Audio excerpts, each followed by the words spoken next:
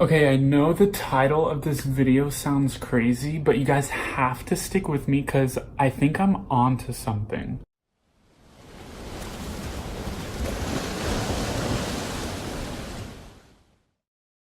I've got my Hand of the Queen pin. Let me put that on real quick. Now, I didn't really have any Game of Thrones shirts, but I do have this one shirt, and it says, spoiler alert, everybody lies, like on the collar and everything, which I thought was pretty fitting for the show, so. But yeah, Game of Thrones is coming to an end, and I'm like so sad about that. I literally did not know Game of Thrones was a thing until like 5 months ago. That's when I started watching the show, and I watched like one season, and then over winter break I literally watched the whole series. I know teenagers these days are like really big on binge watching Netflix shows and stuff like that, but I don't know, I've like never found the patience or like the commitment to like watch an entire series in like a few days. But I don't know, Game of Thrones is just so good, and I'm sure so many of y'all can agree, like this show is literally probably the best show that TV is ever gonna see. So I literally sat down over winter break, I watched all 7 seasons, and it was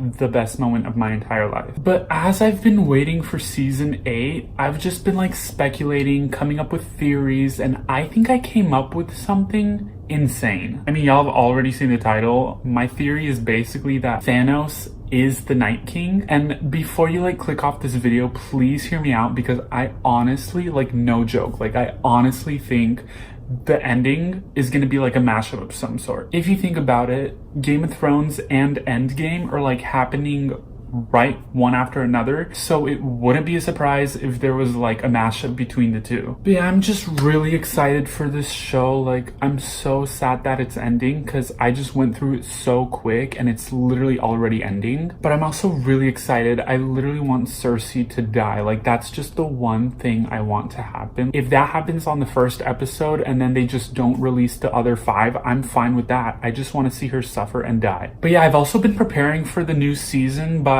going to my school's library, because my school has this massive collection of Game of Thrones things. We have this library called the Cushing's Library, and it's one of the largest science fiction libraries in the entire world. George R.R. Martin, who wrote the Game of Thrones books, he actually like did all his research and studying here. So he's just been like donating all this stuff from the show to my school, and I'm just like, okay, thank you. So I went there the other day and I got to hold a bunch of swords, like swords from the show. I'll insert some pictures here, but okay, first of all, I got to see Ned Stark's ice, which, holy crap, that sword is like 5 feet long. It's so big, like I honestly cannot understand like how you fight with this thing. I also saw Oathkeeper, which was such a beautiful crafted sword. Like all the details on the handle just blow my mind. But my favorite one was probably Jamie Lannister's sword. It's just so sleek and so clean and beautiful, and it has like the lion sigil on the end of it. I literally want it. Like, George R.R. Martin, if you're watching this, you should like contact me and send me Jamie Lannister's sword, because I would not mind having one of those. Okay, I'm getting off topic, but anyways, yeah, those swords are really cool, but let's get into the theory. So how I want to break this down is, first I'm going to explain how I'm going to connect the two worlds, like the superhero world with the Game of Thrones world, and then at the end I'm going to talk about the big theory about how Night King is Thanos. So my biggest thing with this is that these two worlds are extremely parallel. There are a bunch of characters in one world that kind of correspond to the other world, and like situations and stuff. So the first thing I want to address is just the simplest out of all of them, the Starks. So obviously you have the Stark family in Game of Thrones, but then literally in Endgame and like the whole superhero world, you have Tony Stark.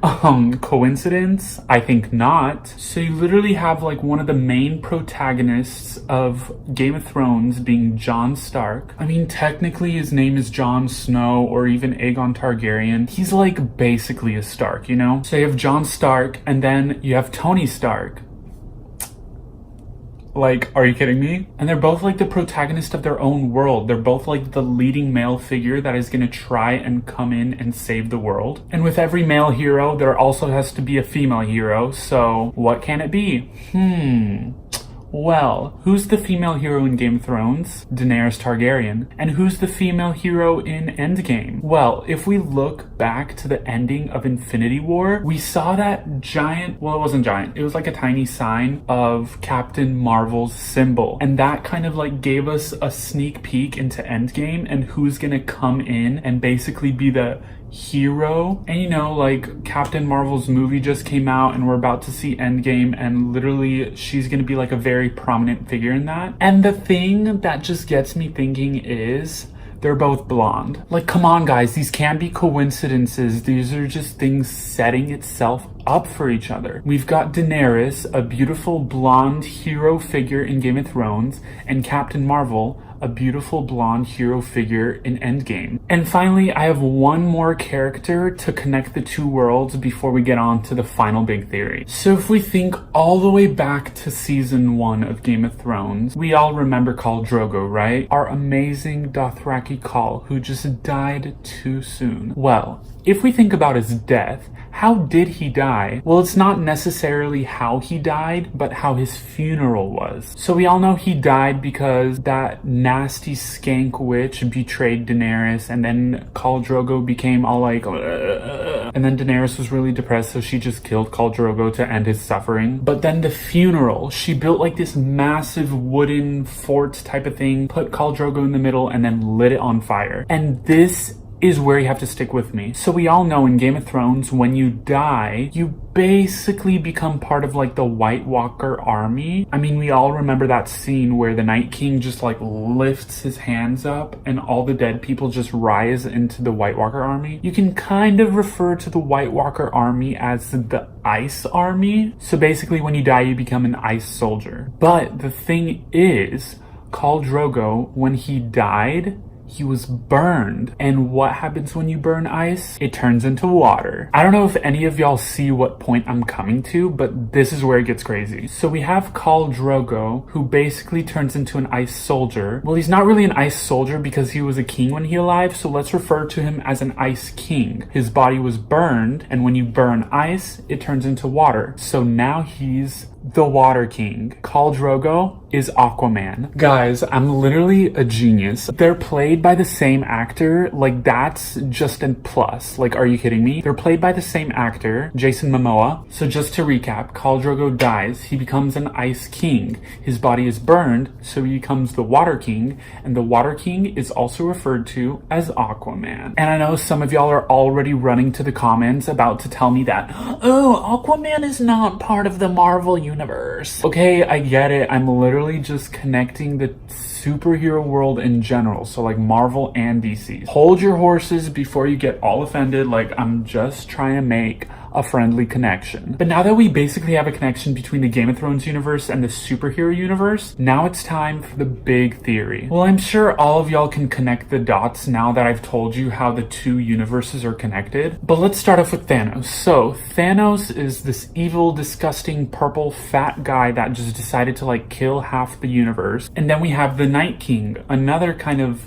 weird colored, stupid, disgusting skank figure who just literally takes like all these dead people and brings them back as his army. I feel like this theory is just writing itself. Like, it's so clear in front of our eyes. I don't know how no one else has seen this before me. Basically, Thanos is purple and the Night King is blue. They're both cool colors. Like, they're not human colored people, and they both have the same motives. Basically, kill to bring peace. Thanos just decided to wipe out half of the universe to bring peace and order to how many people live in it. And the Night King is just trying to kill all the living people to bring justice to his dead army. Okay, side note, like, I do not understand that. Like, this dead army has no feeling. They literally just kill. So like, even if they do kill all the living people, what are they gonna do? Are they just gonna like start killing each other? Because they don't have to eat, they don't have to have shelter, they just kill people. So if they kill everyone, what's gonna happen? But anyways, the last thing is Thanos, he killed half the population, and then the Night King, his dead army is basically half the population of the entire world. So I'm sure y'all see where I'm connecting all these points, and I honestly think this is the greatest discovery I've ever made. I hope y'all are are not thinking that this is a joke, because I like 150% believe in this theory. But yeah, definitely leave comments down below what you think of this theory. Do you have anything else to add onto it? I love to hear it, because I firmly believe that this is a thing, and I'm sure there are more things to it and that we can develop this further. Comment down below if you have any other ideas or any other crazy theories you've heard of, and definitely consider subscribing, because I just showed you all my power. Like, when I came up with this theory, I was not using a lot of my brain power. I was probably only using like 4% of it. So imagine my videos where I'm gonna use more of that. One day I'm about to use 100% of my brain capacity, and that video is literally gonna